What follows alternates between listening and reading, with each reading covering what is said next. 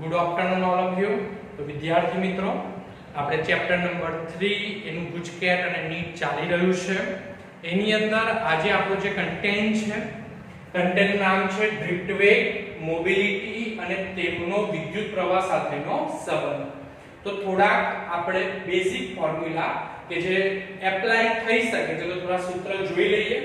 તો પહેલું ફોર્મ્યુલા છે જેને આપણે શોર્ટ એન્ડ સિમ્પલ માં બોલતા હોય છે કે I નાવડી, અને શોર્ટ માં યાદ રાખવાની ટેકનિકમાં શું છે નાવડી. તો નાવડીને જ્યારે આપણે ગુજરાતી ભાષામાં WhatsApp લેંગ્વેજમાં લખતા હોય તો શું લખતા હોય છે? નાવડી, બરાબર ને?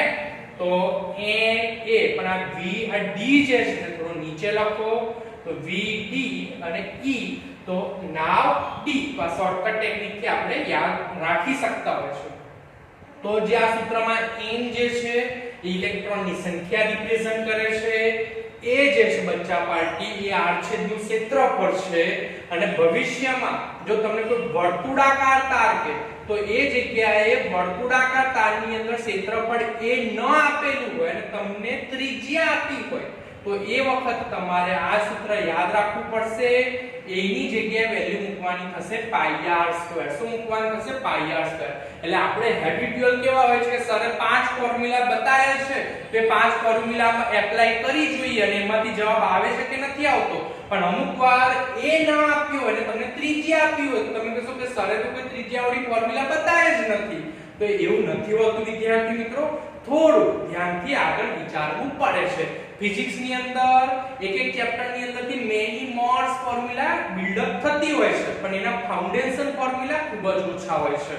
તો થોડું ધ્યાનથી સમજો તો ખૂબ જ ઈઝી હોય છે.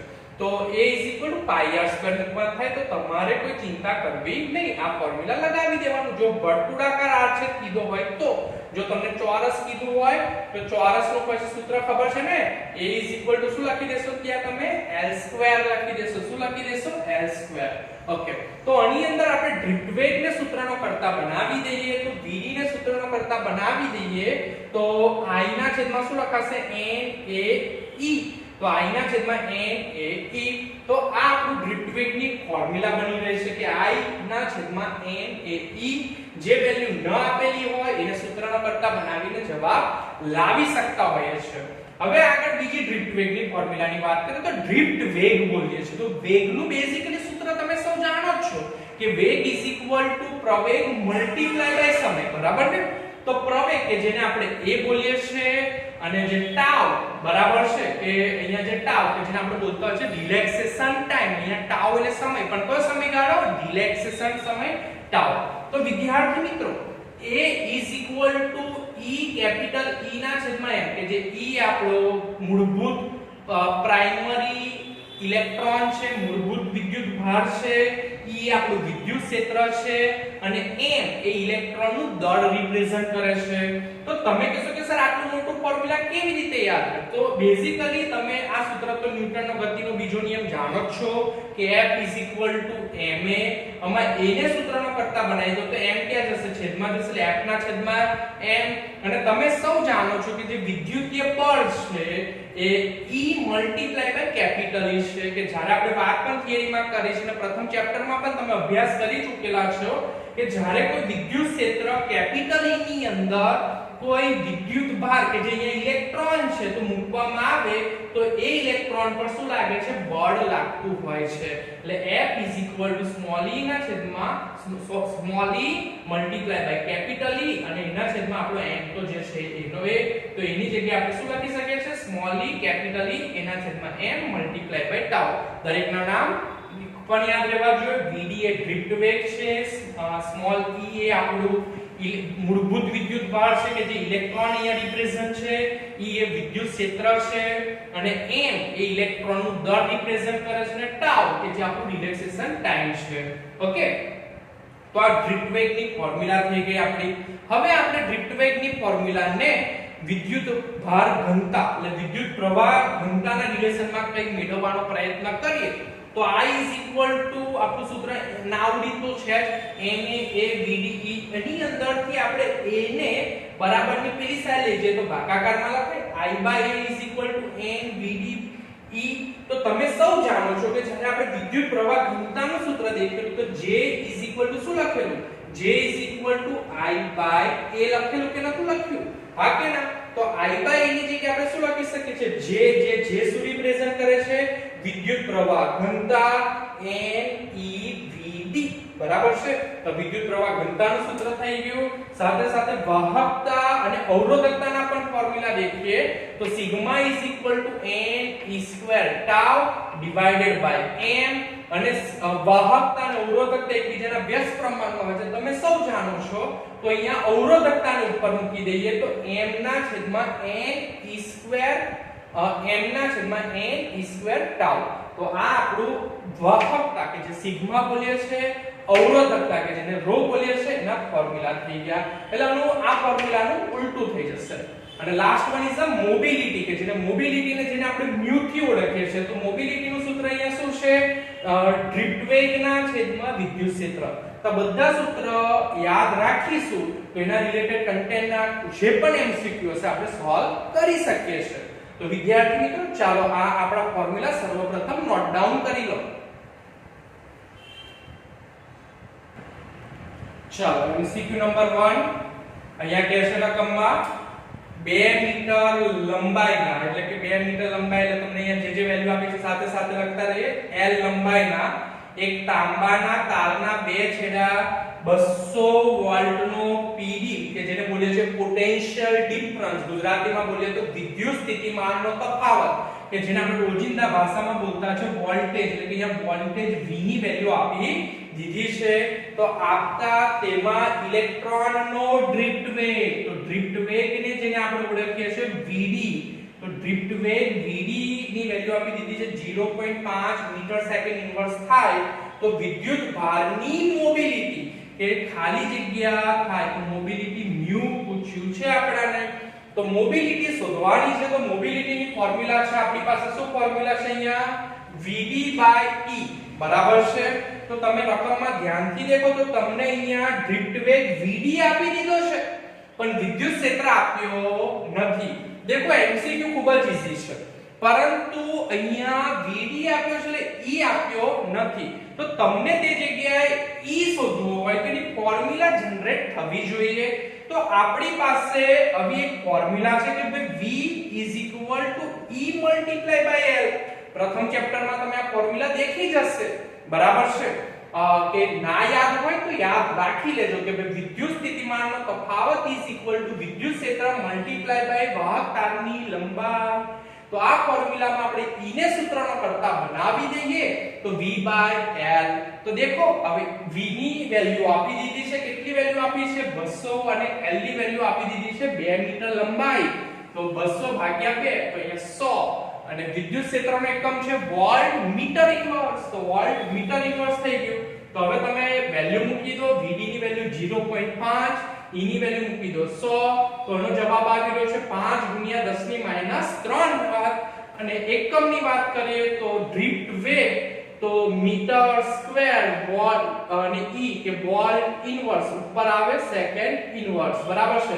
તો એકમ તારવેલો છે. તો આપણી મોબિલિટી નો એકમ પણ અહીંયા સાથે સાથે એમસીક્યુ માં યાદ રાખી શકીએ છીએ. Metre square, volt inverse, second inverse. Okay, તો આપણો એમસીક્યુ નંબર 1 અહીંયા પૂરો થયો. હવે એમસીક્યુ નંબર 2 ખૂબ જ ધ્યાનથી મજાનો છે, રિલેશન ટાઈપ છે. સ્મોલ r ત્રિજ્યાના વાહકમાંથી I પ્રવાહ વહે છે. સ્મોલ r ત્રિજ્યાનો વાહક છે એમાંથી I જેટલો વિદ્યુત પ્રવાહ વહે છે. ડ્રિફ્ટ વેગ એ વખતે VD જેટલો છે. હવે જો ત્રિજ્યા સ્મોલ r થી વધારીને 3r જેટલી કરી દઈએ, ત્રિજ્યા વધારી દઈએ છે, તો વાહકમાંથી પસાર કરવામાં આવતો ડ્રિફ્ટ વેગ કેટલો થશે?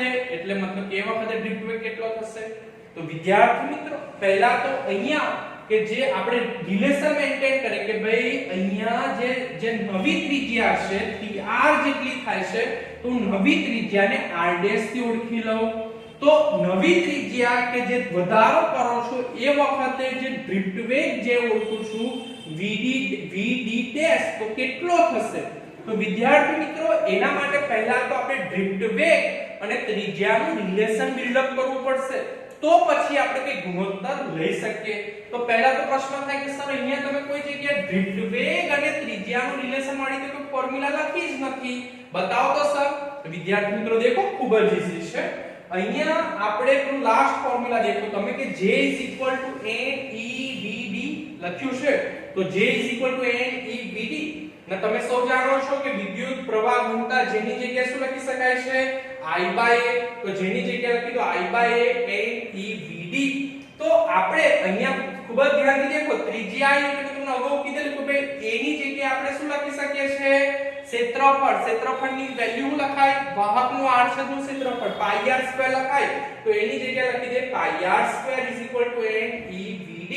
તો અહીંયા તમે દેખો છો કે આપણી પાસે ડ્રિફ્ટ વેગ vd અને r નો રિલેશન મેન્ટેન થઈ રહ્યો છે. તો n e i અને π બધાને અચળ ગણી લઈએ, બરાબર છે. તો vd proportional to 1/r² એટલે કે vd અને તમે r² નું રિલેશન અહીંયા દેખી રહ્યા છો તો એકબીજાના બેઝ પ્રમાણમાં છે.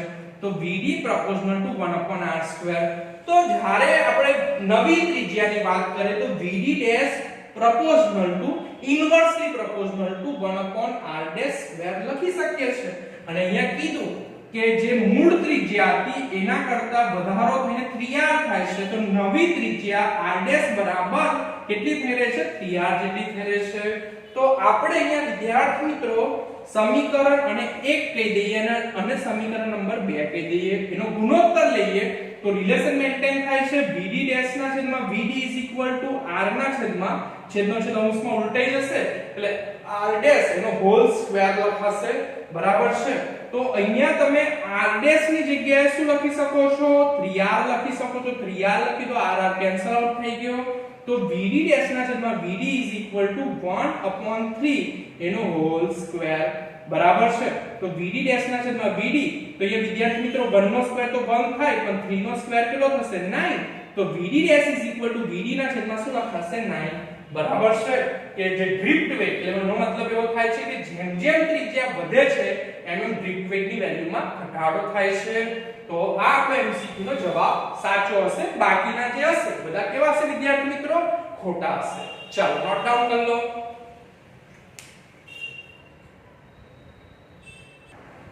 ચાલો વિદ્યાર્થી મિત્રો હવે આપણે ત્રીજા નંબરના MCQ પર આવી રહ્યા છે.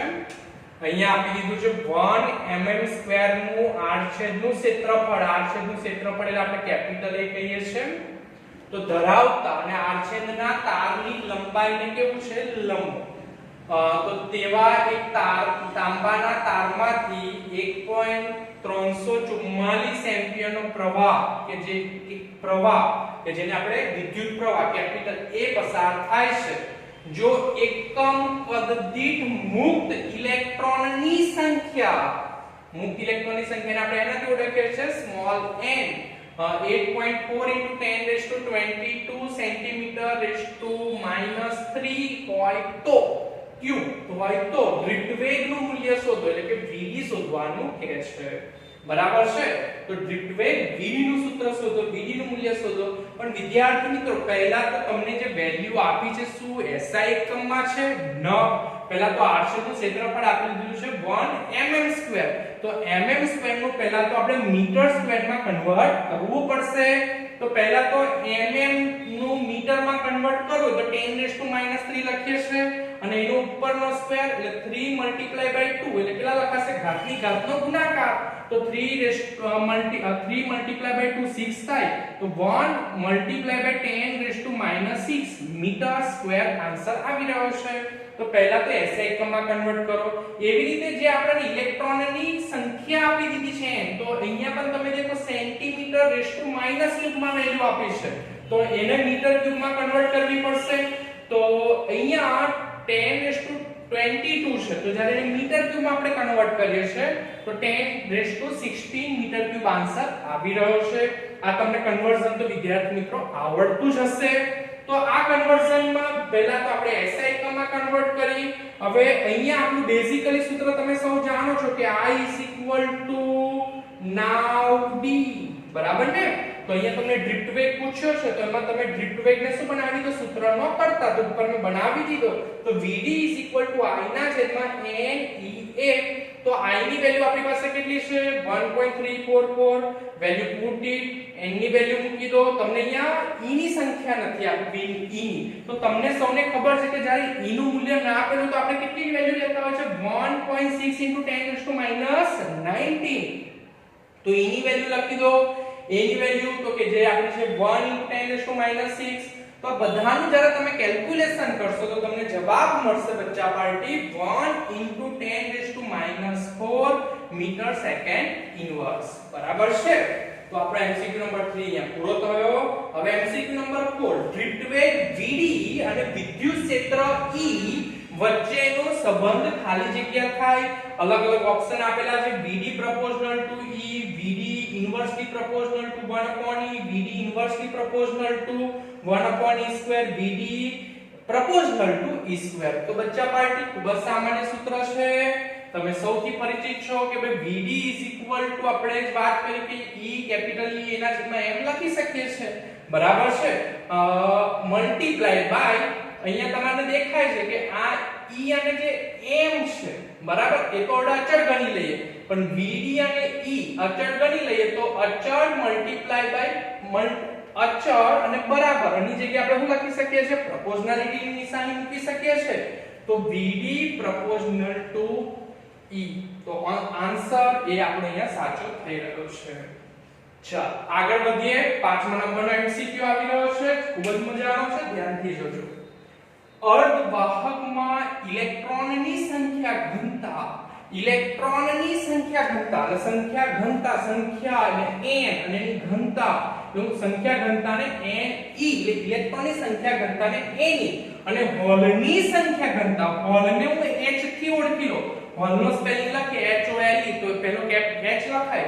તો nh હોય એનો ગુણોત્તર એટલે ne/nh મને આપી દીધો છે 7/5 હોય તો બરાબર છે તો તેમનો પ્રવાહનો ગુણોત્તર તો પ્રવાહનો ગુણોત્તર 7/4 એટલે કે બે પહેલા ઇલેક્ટ્રોન ની વાત કરી તો I e અને પછી હોલની વાત કરી તો I h 7/4 આપેલો હોય તો તેમનો ડ્રિફ્ટ વેગનો ગુણોત્તર કેટલો થાય એટલે આપણાને પૂછે છે VD ડ્રિફ્ટ વેગ તો VD બોલે તો VDE કારણ કે ઇલેક્ટ્રોનનો ડ્રિફ્ટ વેગ અને VDH હોલનો ડ્રિફ્ટ વેગનો ગુણોત્તર કેટલો થશે બરાબર છે કોના માટે આપણે પહેલા તો સર્વપ્રથમ રિલેશન મેન્ટેન કરવું પડશે પછી ગુણોત્તર લખીશું તો પહેલા તો I નું સૂત્ર તમને સૌને ખબર છે NaVDE બરાબર છે નાવ D તો ઇલેક્ટ્રોનના લીધે મળતો પ્રવાહ I કહીએ જેને I અને હોલના લીધે મળતો પ્રવાહ IH તો વિદ્યાર્થી મિત્રો અહીંયા ઇલેક્ટ્રોનની સંખ્યા ઘનતા અને તેમાંથી પસાર થતા પ્રવાહ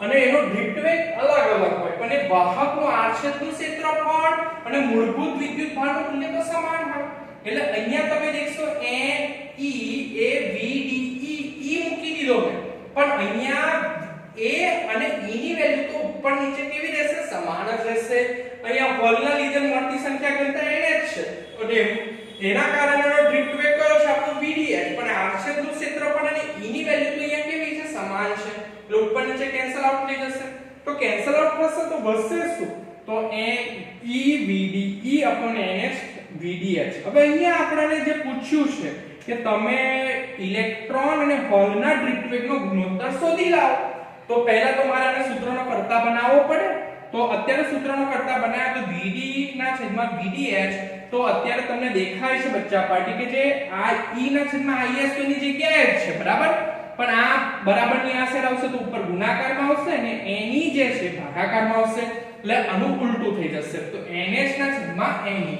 તો તમે દેખી શકો છો કે અહીંયા આપણી પાસે I/IH ની વેલ્યુ આપી દીધી છે કેટલી આપી દીધી છે 7/4 so you want to put now 7/4 and nh ના છેદમાં ne કે જે એના ne ના છેદમાં nh આપેલી છે એના કરતા ઉલટું કરી દો ne ના છેદમાં nh 7/5 હોય તો nh ના છેદમાં ne હોય તો શું લખાશે 5/7 તો 7 7 કેન્સલ આઉટ તો 5/4 તો રાઈટ આન્સર શું મળી રહ્યો છે 5/4 તો વિદ્યાર્થી મિત્રો આજે બેઝિકલી આપણે વાત કરી ડ્રિફ્ટ વેગ મોબિલિટી અને વિદ્યુત પ્રવાહ સાથે સંબંધ ધરાવતા થોડા MCQ જોયા તો વિદ્યાર્થી મિત્રો આ MCQ ગણજો થોડા એક્સ્ટ્રા પ્રેક્ટિસ માટે હું તમને અહીંયા PDF સેન્ડ કરી રહ્યો છું વિદ્યાર્થી મિત્રો તો વાંચતા રહેજો અને મહેનત કરતા રહેજો. આજનો વિડિયો લેક્ચર પૂરો થાય છે. જય હિન્દ, જય ભારત, નમસ્કાર.